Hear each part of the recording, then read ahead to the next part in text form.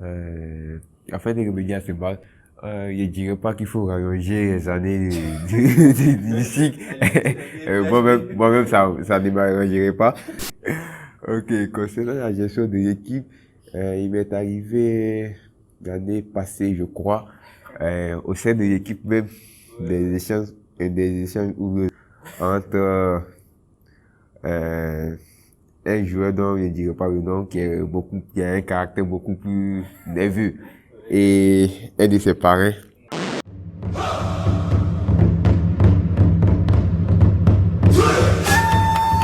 Vous écoutez actuellement le podcast Senju, l'émission réalisée par les polytechniciens et pour les polytechniciens afin de discuter de sujets autant riches que variés. Chaque semaine, rejoignez-nous afin de discuter de fermeture, de spiritage, d'inter-école et de bien d'autres choses avec des personnes qui le vivent au quotidien, des polytechniciens.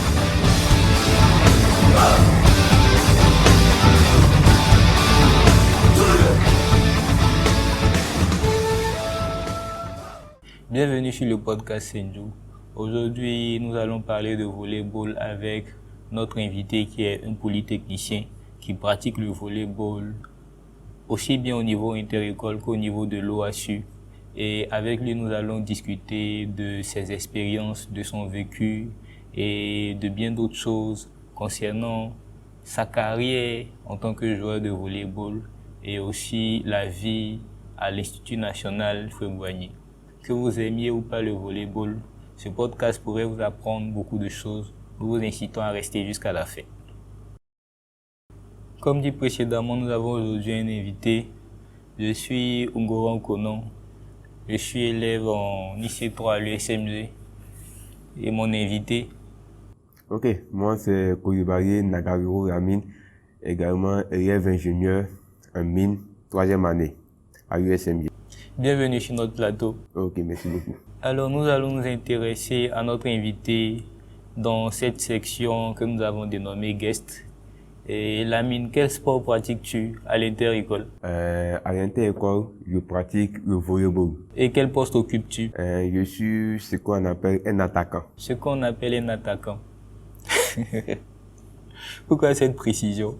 Alors, tu joues pour l'USMG, je suppose? Effectivement, je joue pour l'équipe de l'USMG et également pour l'équipe de l'INP à l'OASU. Alors, pour ceux qui ne sauraient pas en quoi consiste le volleyball, je vous incite à écouter l'interview, le podcast que nous avons fait avec Monsieur Olaï Maneka, notre premier épisode, dans lequel nous avons parcouru en détail en quoi consiste le volleyball et les bases aussi concernant le poste d'attaquant et les règles de ce sport. Ceci dit, à ton avis, quelles sont les qualités pour être un bon attaquant? Pour être un bon attaquant, la première des choses, c'est d'avoir une bonne détente. Une bonne détente. Parce qu'il s'agit de sauter et de frapper la balle au-dessus du filet. Donc, pour ce fait, il faut avoir une bonne détente. Ensuite, je dirais qu'il faut avoir une bonne réactivité. Il faut être vif, rapide. À tout moment, réagir le plus rapidement possible. Et également, en plus de la détente, il faut avoir la suspension. C'est-à-dire, lorsque tu sautes, être capable de rester quelques secondes en hauteur. Ok, ce que tu viens de dire concorde avec ce que j'ai déjà entendu, ce que nous avons déjà entendu lors de l'interview précédente. Alors, est-ce que tu as un programme d'entraînement particulier actuellement? Actuellement, bon, je m'entraîne naturellement avec l'équipe de l'USMG une fois par semaine. Et personnellement, en vue d'accroître ma détente, il y a un programme d'entraînement qui n'est pas chargé. Je le fais une fois par semaine. Il s'agit de faire des squats et d'autres exercices de ce genre pour essayer d'exploser ma détente. Du coup, comment tu arrives à gérer le volleyball et les études? Vu qu'en tant que joueur de volleyball, tu as des obligations, tu dois participer aux entraînements, tu dois travailler toi-même d'un point de vue personnel pour atteindre le niveau que tu as aujourd'hui et même continuer ta progression. Et aussi, du point de vue des études, il y a des charges de travail qui s'appliquent à toi comme elles s'appliquent à tous les étudiants ici dans cet institut. Du coup, comment est-ce que tu arrives à gérer le volleyball et le sport? Vu que jusque-là, tu t'es pas encore fait renvoyer. On s'est dit que d'une façon ou d'une autre, tu arrives à gérer les deux. Donc, comment est-ce que tu y arrives? Ok, très belle question. Faut souligner que associer le sport et les études, ce n'est pas chose facile, puisque en pratiquant le sport, ça demande de l'énergie. Et après, tu es totalement fatigué, c'est compliqué de venir bosser en chambre. Donc, je dirais que il faut avoir un programme de boss. Il faut que ce programme de boss-là soit synchronisé avec tes jours d'entraînement et tes matchs. De telle sorte que après l'entraînement, tu puisses te reposer avant la bosse. Et puis, il faut dire que faut pas exagérer également sur les temps du sport. C'est-à-dire, il faut choisir un temps modéré. Du coup, vu que tu as pratiqué le volleyball, vu que tu continues de pratiquer le volleyball, tu es même le capitaine de l'équipe de l'ESMG. Faut le dire. Et c'est pour dire les choses honnêtement, l'équipe favorite pour remporter la médaille d'or cette année. Effectivement. Voilà. Vu ton parcours avec le volleyball, qu'est-ce que le volleyball t'a apporté jusqu'ici? Jusque-là, le volleyball m'a appris à travailler en équipe, puisque c'est un sport d'équipe. Et dans ce sport-là, c'est un sport où on ne peut pas s'en sortir seul. On joue en équipe. Contrairement à d'autres sports où, vrai qu'on joue en équipe, une seule personne peut faire la différence. Contrairement au volley, on joue en équipe. Lorsque une personne n'est pas en forme, ça joue sur l'équipe en général. Donc, ça m'a appris à travailler en équipe. Et avec ce rôle de capitaine que j'endosse depuis 2 ans, ça m'a appris à diriger. Parce que au sein de l'équipe, il y a plusieurs personnalités et chacun ses humeurs. Donc, ce n'est pas chose facile de pouvoir gérer l'équipe. Donc, et puis en plus de ça, ça m'a appris le fair play et autres. Concernant la gestion des humeurs, est-ce que tu as, je sais pas, une petite anecdote, une petite histoire à nous partager? Ok, concernant la gestion de l'équipe, il m'est arrivé l'année passée, je crois, au sein de l'équipe même, des échanges entre un joueur dont je ne dirai pas le nom, qui a un caractère beaucoup plus nerveux, et un de ses parrains. Ouais, effectivement. C'était pas chose facile, mais avec l'expérience et avec les autres camarades, on essaie de les raisonner et puis aller de l'avant. Wow. Est-ce à dire que lorsqu'on est sur le terrain de volleyball, les barrières tombent? Voilà. Est-ce qu'à dire qu'il n'y a pas de barrières entre parrain, filleul et autres? Effectivement, sur le terrain de volley, comme dans tous les autres sports en général, les barrières de parrain filleul sont brisées. Ça fait que les filles également sont brisées.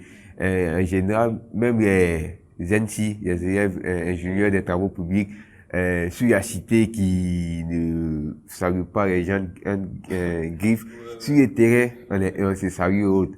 Arriver dehors, ils font ce qu'ils font. Mais sur le terrain, pareillement également au niveau des parrains filles. Sur le terrain, mes filles m'appellent par mon prénom, ça me dérange pas. On est là, c'est pour le sport et on avance. Si tu t'en sors pas, ils peuvent te... En général, le parrain s'en sort toujours. Ceci dit, nous allons clore notre première section et nous intéresser à notre seconde section où nous parlons de ton passé.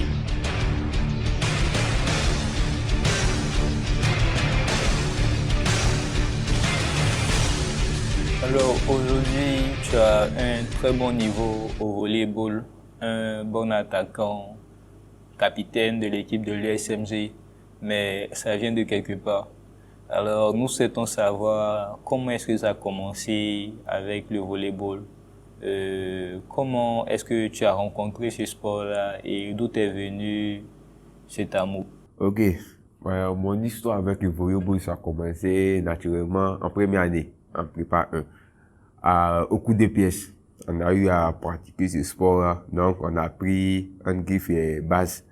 Mais personnellement, je ne connaissais pas en réalité ce que c'était le volleyball. Donc, au fait, un joueur pensant que l'objectif c'était de faire passer la balle dans le camp adverse. 2 années plus tard, après avoir regardé le dessin animé Haikyuu, j'ai vraiment été ébloui par ce dessin animé, par le sport volleyball en particulier. Donc, ça m'a poussé à mener des recherches au fait sur ce sport. Et j'ai compris que le volleyball ne s'agissait pas seulement de envoyer la balle du côté adverse, mais que c'était plus que ça. Donc, c'est à partir de ce moment que j'ai beaucoup aimé le volleyball. Je me suis documenté, je me suis entraîné pour être ce que je suis en ce moment. Haikyuu, soit dit en passant, c'est un dessin animé qui raconte le parcours d'une équipe au volleyball. Voilà, c'est très intéressant. Très intéressant. Dans Haikyuu, quel est ton personnage préféré? Mon personnage préféré, naturellement, c'est Hinata, un attaquant, comme moi. Du coup, c'est comme ça que ça a commencé, toi et le volleyball? Oui, c'est comme ça que ça a commencé. Mais il faut avouer que dans les débuts, c'était pas facile. C'était pas vraiment facile. C'était pas facile en ce sens que pouvoir, avec ce que j'avais, pouvoir m'imposer dans une équipe, c'était pas facile. Et dire que j'avais pas les aptitudes d'un attaquant. Et donc, j'ai dû me former, approcher le capitaine en ce moment qui m'a personnellement encadré. Et je suis devenu ce que je suis. Quand tu dis que tu n'avais pas les aptitudes d'un attaquant, je suppose qu'il y avait beaucoup de choses qui manquaient. Mais quelle était la chose majeure qui manquait? Si tu devais citer seulement une chose qui causait le plus problème, qu'est-ce que tu nous dirais? C'est le timing. Oui, il n'y avait pas le timing d'un attaquant. Est-ce que tu peux nous dire un peu ce que c'est que le timing? Tout le monde ne sait pas. Ok, le timing, c'est d'aligner sa course et le saut pour frapper la balle. Donc, lorsque la course n'est pas parfaite, c'est compliqué de frapper puissamment le ballon. Donc, il faut avoir d'abord une très belle course. Et avec cette course-là, va en découler le saut. Ok, merci pour ces détails que tu nous apportes. Alors, vu ton parcours, on voit que tu n'as pas commencé tel que tu étais. Et certainement, il y a eu des obstacles que tu as dû traverser et persévérer. Du coup, certainement, tu as eu une motivation, quelque chose qui jusqu'ici t'a permis de rester accroché. Est-ce que tu pourrais partager cela avec nos auditeurs? Ma motivation, je l'attire toujours de ce même dessin animé là. Parce que quand tu regardes ce dessin animé, tu vois que ce qu'ils font, c'est très beau. Et même, on peut se dire que c'est un dessin animé, c'est un peu surréaliste. Mais quand tu regardes également les matchs professionnels, tu te rends compte que le dessin animé n'est pas aussi extraordinaire que ça, que les gens le font réellement. Donc c'est cette motivation de pouvoir m'approcher au fait, de pouvoir essayer d'atteindre le même niveau que ces personnes-là qui m'animent aujourd'hui, qui m'animaient dans le passé, qui m'animent également aujourd'hui. En tout cas, en tant que personne qui a regardé Haikyuu, je peux aussi le dire, c'est vraiment très réaliste. Quasiment tout ce qu'on voit dans le dessin animé se produit réellement. Voilà, dans les matchs de volley, contrairement à d'autres dessins animés, sans vouloir dénigrer ou faire de la publicité, tels que Kuroko no Basket, où il y a des super pouvoirs, les jeux de l'empereur d'Akashi. Effectivement, avec des super pouvoirs.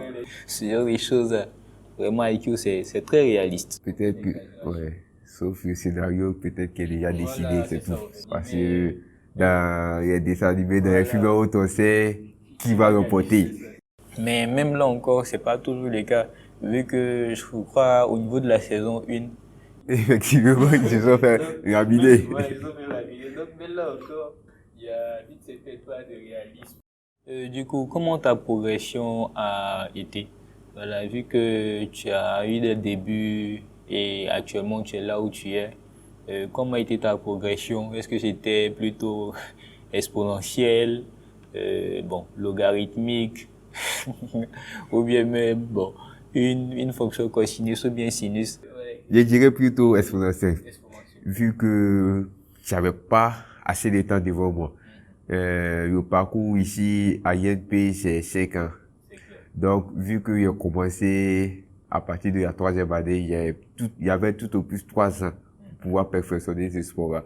Donc, puisqu'il n'y avait pas assez de temps, je me suis donné à fond et je dirais que mon évolution était exponentielle. Ceci dit, dans ton processus, pardon, de progression, est-ce que tu as bénéficié d'encadrement, de soutien venant de personnes? Effectivement, j'ai bénéficié des encadrements, des conseils, particulièrement du capitaine de l'USMBA en son temps, qui m'a beaucoup coaché. C'était le parrain Azadi, qui m'a beaucoup coaché, qui m'a donné assez de conseils et qui m'a appris même les rudiments de l'attaque. Et également à Parrain Gota, qui était un élève ingénieur agronome, qui jouait dans l'équipe de l'ESA, de qui également il a bénéficié des conseils, qui était également un très bon attaquant. Ok. Alors, il y a cette question. La dernière de cette partie où on s'intéresse à ton passé, qui pourrait faire remonter de mauvais souvenirs. Qu'est-ce que tu as fait dans ton passé en tant que joueur de volleyball dans ta carrière que tu regrettes, que tu souhaiterais réparer si tu avais une baguette magique et que tu pouvais retenir dans le passé? D'un point de vue volleyball, ce que j'ai fait dans le passé que j'aimerais changer. Bon. Lors de la demi-finale des Intercorps 2017, je crois. Il y a eu à rater un service à un moment crucial. Et donc, si j'avais ce pouvoir-là de remonter le temps, je pense que au niveau volleyball, je serais revenu à cette époque-là pour essayer de corriger mon erreur. Et qu'est-ce qui n'a pas marché au niveau de ce service-là? Je dirais que première année d'ingénieur, c'était en quelque sorte mes débuts aux compétitions inter-écoles. Et c'était pas facile d'être un première année dans l'équipe. Et au niveau du match, c'était un peu stressant. Donc là, tu te rends compte que il y a un jeu à l'entraînement et il y a un jeu au niveau d'une compétition, c'est pas la même chose. Il y a le stress qui augmente. Donc même un service simple, il y a des trucs que tu fais à l'entraînement de manière extraordinaire que tu ne peux pas le répéter au cours d'un match à cause du stress. Et je pense que c'est ce qui a joué sur moi. Et du coup, quelle a été la réaction de tes coéquipiers? Un peu de déception, mais naturellement, comme on est une équipe, ils ont eu à m'encourager, à me motiver. On est passé à l'avant. Ok. Et toi-même, comment est-ce que tu t'es senti? Avec un peu de culpabilité, effectivement. Ok. Nous passons maintenant à notre prochaine section, la section où nous nous intéressons au volleyball au niveau de l'INPHB, au niveau de l'inter-école.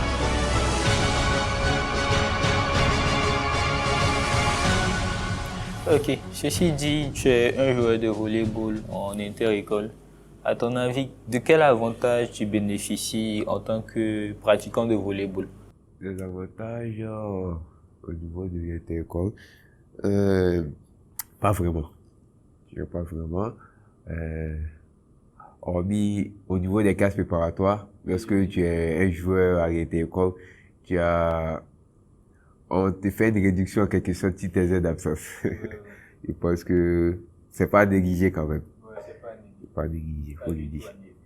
Après ce que tu as dit d'un point de vue avantage, est-ce que tu peux te prononcer aussi sur les inconvénients, les problèmes qu'il y a en tant que joueur de volleyball à l'INPHB que tu rencontres?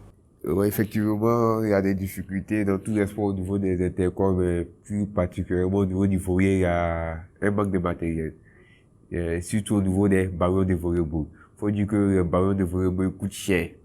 Et en tant qu'étudiant, ce n'est pas un luxe pour nous de s'offrir ces ballons-là. Donc, ce qui fait, on a un déficit de ballons. et il y a un jour d'entraînement. On a un seul jour d'entraînement par semaine, ce qui n'est pas suffisant pour solidifier l'équipe. C'est un peu ces problèmes qu'on rencontre au niveau du volleyball. Un jour d'entraînement par semaine. Pourquoi un jour d'entraînement par semaine? Il faut dire que il y a 6 écoles, donc 6 équipes, et il y a 4 jours ouvrables, du lundi au vendredi. Donc les entraînements se font 5 jours ouvrables, il faut le dire. Les entraînements se font les après-midi, dans la soirée, pas des 18h. Puisque dans la journée, dans la matinée, on a cours. Donc, partager ces jours entre ces 6 écoles, naturellement, on voit que il y a des écoles même qui n'ont pas de jours, puisque le samedi, on s'entraîne pas avec la compétition inter-école. Donc, ça fait que un jour d'entraînement par jour, un jour d'entraînement par semaine, c'est pas assez. Mais je crois qu'il y a un terrain au centre. Effectivement, il y a un terrain au centre, mais actuellement, c'est terrain en réhabilitation. Ouais, les terrains du centre sont en réhabilitation, ce qui fait que tous les entraînements se déroulent au sud. Ok. Une question au niveau de ton pronostic.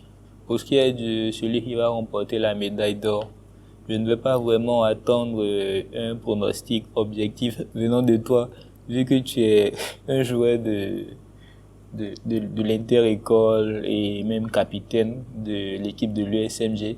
Cependant, essaie quand même de nous convaincre. Pourquoi est-ce que c'est l'USMG, à ton avis, qui remportera la médaille d'or? Naturellement, je pense que c'est l'équipe de l'USMG qui va remporter ce tournoi. Sur quoi je m'appuie pour le dire? Je m'appuie en fait sur l'équipe actuelle. On a assez de bons joueurs dans l'équipe.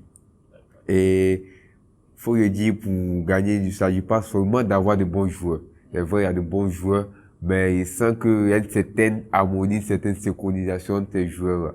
Et je pense que avec ces talents et cette synchronisation, je pense que le tournoi sera à nous. À quel niveau est-ce qu'on est d'un point de vue inter-école en ce moment? Au niveau inter-école, on est toujours au niveau des matchs de poule. Ouais. Donc, on a disputé le 4e match hier. Et donc, il reste le 5e match de poule.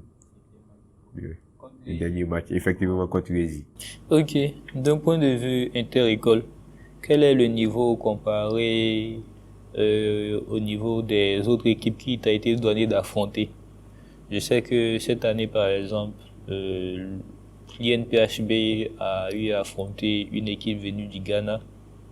L'année passée, je me souviens d'un match contre l'équipe de l'INPHB et l'équipe de Daloa.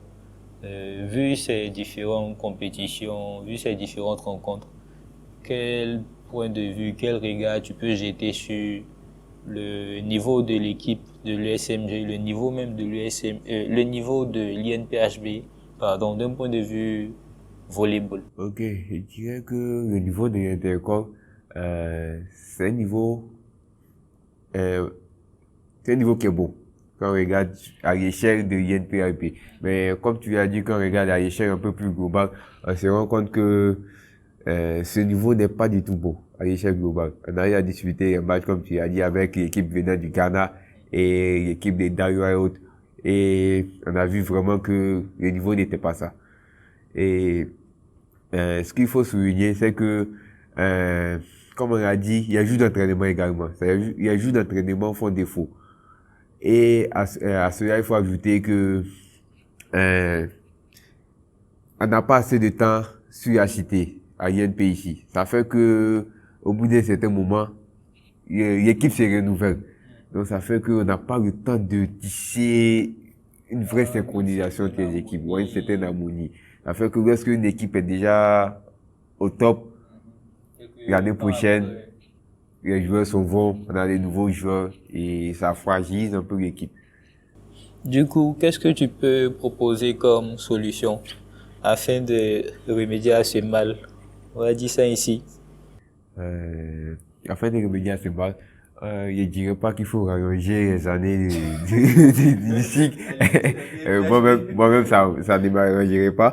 C'est que j'aimerais pour connaître, c'est le nombre de jours d'entraînement. Également, comme il a dit, chaque école a son jour d'entraînement. Mais il faut avoir aussi des jours d'entraînement pour l'équipe de l'INP en général. Ce qui n'est pas le cas.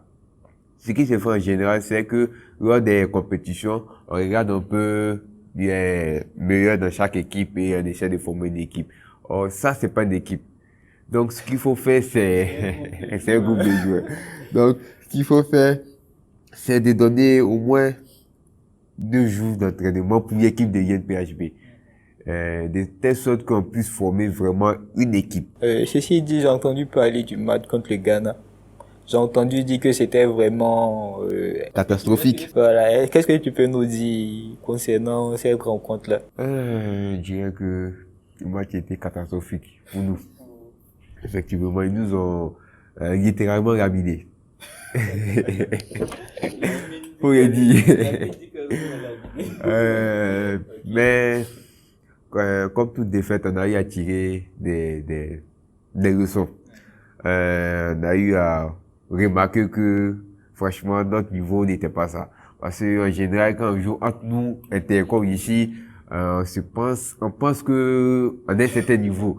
Mais avec ce match, ça nous a complètement rabaissé. Et on a compris qu'il fallait bosser, il fallait s'entraîner. Quelle était la force de cette équipe-là? Je dirais que, en plus des attaques, également nous aussi on avait des attaquants vraiment puissants. Mais je dirais que ils formaient une équipe, faut y dire, une vraie équipe. C'est-à-dire, tu sens que ils ont l'habitude de jouer ensemble. Ce qui n'a pas été le cas pour nous. On a eu à former une équipe rapidement. Or, quand tu regardes le match, tu sens que il y a longtemps qu'ils jouent ensemble. Une certaine synchronisation, une certaine harmonie. J'ai entendu aussi dire que les passeurs étaient assez doués, d'après Oulaï. Oui. J'ai suivi le match, effectivement. Naturellement, j'ai suivi le match. Faut le dire parce qu'il était vraiment exceptionnel. Exceptionnel. Ici, on a l'habitude de jouer avec 2 passeurs. Mais ils ont joué avec un passeur, il s'est bien en sorti. Je dirais même qu'il était extraordinaire. Un Kageyama, un prodige de la passe. Ok. Du coup, au-delà des équipes qui s'affrontent lors des inter-écoles, ce sont des écoles qui s'affrontent. Il y a des supporters, il y a une certaine pression, des résultats auxquels tes amis de classe, les personnes de l'école s'attendent. Comment tu fais pour gérer cette pression, on va dire ça ainsi? Comment je gère cet aspect? Faut le dire, lorsqu'on est sur le terrain, c'est un peu stressant. Même pour des anciens. Naturellement, il y a un stress qui se dégage. Vu le nombre de supporters, les gens, comme sur toi, c'est pas facile. Mais ce que je fais pour gérer ça, c'est de penser que le match, c'est comme un entraînement. Il s'agit simplement de venir appliquer ce qu'on a fait à l'entraînement. Et quand tu as l'entraînement, tu n'es pas stressé, tu joues naturellement. Donc, j'essaie de penser que je suis à l'entraînement et je joue naturellement. Et pour ce qui est des reproches qu'on peut te faire, surtout lorsqu'il y a des défaites, des reproches venant des supporters, venant même peut-être de ton équipe, voilà, dans le feu de l'action ou bien dans un objectif purement simple de déstabilisation. Voilà. Comment tu gères cet aspect-là? Faut dire que je m'occupe pas des préoccupations des supporters. Parce que la plupart d'entre eux ne maîtrisent pas la profondeur au fait du volleyball. Donc, dans l'entraînement, il s'agit de faire passer, ils vont te dire fais tant, mais c'est pas ce qu'il fallait faire. Moi, ce que j'écoute plutôt, ce sont les critiques et les reproches du banc de touche. Mes joueurs qui sont à l'extérieur et qui voient mieux le match que moi. Est-ce que tu penses qu'un supporter de l'équipe adverse ou un ensemble de supporters peuvent te déstabiliser lors d'un match? Moi, personnellement pas. Non. Personnellement Non. pas. Parce que quand j'aborde un match, je suis vraiment serré. Avec aussi l'expérience que j'ai dans la compétition, moins de stress et je suis serré. En ce moment, nous faisons cet échange, cette interview, ce podcast qui s'adresse aux polytechniciens. Supposons que quelqu'un t'entend et a le désir de faire comme toi, ou même de faire mieux. Quel conseil est-ce que tu aurais à donner à cette personne? Ok. Le conseil que je donne aux personnes qui aimeraient pratiquer le volleyball, c'est de faire les choses par étapes. C'est-à-dire, il faut pas sauter directement et dire que je vais attaquer directement. Il y a plusieurs étapes à suivre. C'est-à-dire, comme il a dit, pour attaquer, il faut avoir une détente et autres. Donc, d'abord, il faut essayer de travailler la détente. Essayer de travailler aussi le timing. Donc, il faut faire les choses par étapes. Apprendre progressivement. Est-ce que tu suis des matchs de volleyball d'un point de vue international? D'un point de vue international, si, je regarde souvent les matchs sur YouTube. Il y a certains matchs sur YouTube. T'as un joueur préféré? Oui, Lequel? Mbappé. Une équipe préférée? Ouais, Laquelle? l'équipe du Brésil. Alors voilà qui marque la fin de cette section où nous sommes intéressés à l'inter-école. Nous passons maintenant à la section actualité et études.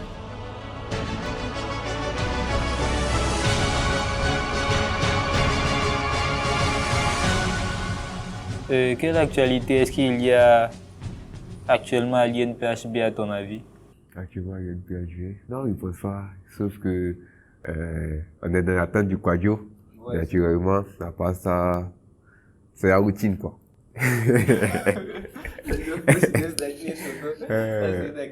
Il faut le dire, je suis devenu célèbre dans le domaine minier. Il faut dire que vu que tu t'appelles la mine et qu'on est dans le domaine minier, il y a beaucoup de choses, beaucoup de belles phrases, beaucoup de jeux de mots, voilà, des jeux de mots qu'on peut faire. Donc on te voit souvent au statut WhatsApp. D'un point de vue actualité dans le monde, est-ce que tu as quelque chose à nous partager? Dans le monde, il faut dire que personnellement, je ne suis pas l'actualité dans le monde. Donc, ce qui fait que je suis pas au courant de ce qui se passe dans le monde en général. Vu que tu m'obliges à parler, parce qu'on ne va pas laisser la section vide quand même. Donc, en parlant d'actualité dans le monde, il y a quelque chose à dire concernant le conflit entre Américains et Iraniens. Bon, entre l'Amérique et l'Iran. Ce conflit qui a commencé ou qui a été aggravé après l'assassinat d'un général iranien n'est pas vraiment bien perçu par les Américains. Voilà. Vu d'un point de vue extérieur, on pourrait croire que les États-Unis d'Amérique donnent tout leur soutien à leur président Donald Trump et pour tout ce qu'il a fait et aussi pour d'éventuelles actions à venir. Mais en écoutant un journal américain, The Daily Show, bon, plutôt un show américain, voilà, The Daily Show, un show d'information, j'ai compris que ce n'est pas le cas. En tout cas, pour une bonne partie des Américains, ce n'est pas le cas. Ils ne soutiennent pas leur président dans ce qu'il a fait. Et cela s'explique un peu, vu que le président même n'arrive pas clairement à expliquer pourquoi est-ce qu'il a fait ce qu'il a fait. Voilà, pourquoi est-ce qu'il a tué le général en question.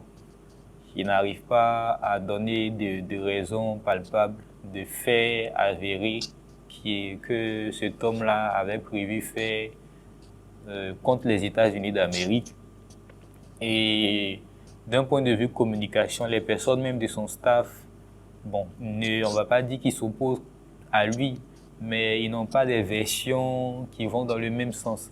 Voilà, ils n'ont pas des versions qui vont dans le même sens. Ça crée beaucoup de problèmes de communication. Et du coup, beaucoup de personnes ne donnent pas leur soutien à Donald Trump pour ce qu'il a fait et pour ce qu'il prévoirait éventuellement de faire, toujours dans le but d'un conflit éventuel entre l'Amérique et l'Iran. Voilà, c'est ce que je souhaiterais dire Et voilà, c'est là un peu le point de vue des Américains. Mais bon, c'est pas forcément un point de vue à 100% américain. Certainement, ils ne sont pas tous de cet avis. D'autant plus que l'émission même que je regarde, le show en question, The Daily Show, n'est pas très pour Trump. Voilà, ils sont pas pour Trump, ils sont pas pro-Trump, comme on l'aurait dit ici. Et voilà, donc ils ne vont pas forcément présenter les choses d'un point de vue très objectif. Mais beaucoup de personnes quand même ont le même avis aux États-Unis d'Amérique. Et pour ces personnes-là, ce que Trump essaie de faire, c'est créer un problème à l'extérieur pour que les Américains arrêtent de regarder au fait ce qui se passe au pays. Et ce qui se passe au pays actuellement, c'est la procédure de destitution qui est lancée contre lui et qui est actuellement au niveau du Sénat, je crois. Voilà, c'est ça au fait le problème qu'il y a au pays, c'est que Donald Trump a fait beaucoup de choses et il y a beaucoup de scandales qui sont en train de se lever, beaucoup de dossiers voilà, qui sont en train de sortir. Du coup, on pense qu'il a créé ce problème à l'extérieur pour que les gens arrêtent de regarder aux problèmes qu'il y a à l'intérieur. D'autant plus qu'en cette année 2020, il y aura une élection présidentielle aux États-Unis. Voilà, donc c'est selon l'avis d'un nombre non négligeable d'Américains ce que Donald Trump essaie de faire. Voilà. Donc c'est là un peu ce que je souhaiterais dire concernant ce conflit.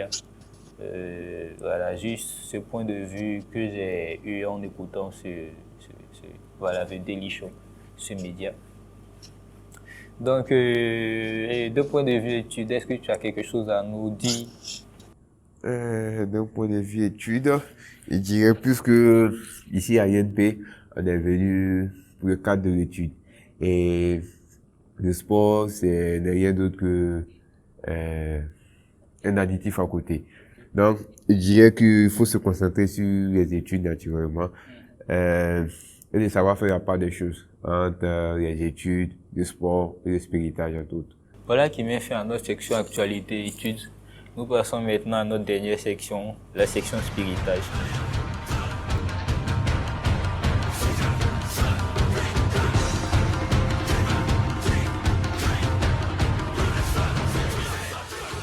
Alors Lamine, est-ce que tu as quelque chose à nous dire concernant le spiritage? Ce qui est le spiritage, je pense que le spiritage, c'est quelque chose de naturel. Donc, je pense que de temps en temps, il faut se spiriter. C'est vrai, on bosse, mais de quelques heures, quelques minutes, il faut se spiriter. Et puis, il faut faire la part des choses c'est-à-dire le spiritage entre regarder les films, les animes et autres. Et puis, le spiritage sportif, c'est-à-dire souvent, on regarde des films en chambre, mais de temps en temps, il faut sortir se spiriter naturellement, c'est-à-dire aller faire du sport, courir, c'est important. Faut le dire, moi, il me souvient exactement en prépa 1, je suis resté lors des congés de Noël, et j'arrive à tellement me spiriter que j'arrivais plus à supporter les films. J'arrivais plus à supporter les films. Ah, littéralement, effectivement. Donc, je sautais, arrive à s'asseoir sur le banc, prendre un peu d'air. C'était là mon spiritage maintenant. Alors, notre section, c'est la section spiritage et lifestyle. Nous avons parlé des spiritages. Est-ce que tu as un conseil à nous donner d'un point de vue lifestyle, style de vie? Comme conseil lifestyle, je dirais, faut vivre sa vie. Ouais, chacun a son couloir. Tous les couloirs sont gagnants. Donc, suivre ton couloir naturellement. Faut pas essayer de prendre le couloir d'autres personnes, dire telle personne fait ceci et fait exactement la même chose. Donc, tous les couloirs sont gagnants. Suis naturellement ton couloir. Et merci beaucoup, Lamine. Nous sommes à la fin de ce podcast. Vraiment, merci beaucoup pour ta présence, pour les conseils que tu nous as partagés d'un point de vue volleyball et d'un point de vue plus général. Vraiment, merci beaucoup. Et merci à ceux qui auraient écouté, à ceux qui écoutent actuellement cette interview, ce podcast. Merci beaucoup. Et merci beaucoup. J'espère que vous aurez tiré de ce podcast des conseils, notamment d'un point de vue volleyball. Voilà, vraiment merci de nous avoir écoutés. Au cas où vous ne l'aurez pas encore fait, je vous conseille d'écouter l'interview avec Oulaye. La qualité n'est pas vraiment très bonne vu que c'était le premier interview. Voilà, mais le contenu est vraiment intéressant. Le contenu est intéressant. Oulaye a été vraiment très bon, on va dire ça comment? Pas prédicateur. En tout cas, il était très bien. Il nous a partagé des expériences et voilà, il serait bien aussi d'écouter cette interview-là, afin de voir les choses de son point de vue. C'est toujours bien d'avoir différentes informations afin de se faire une meilleure idée de ce qu'est la réalité. Hasta la vista.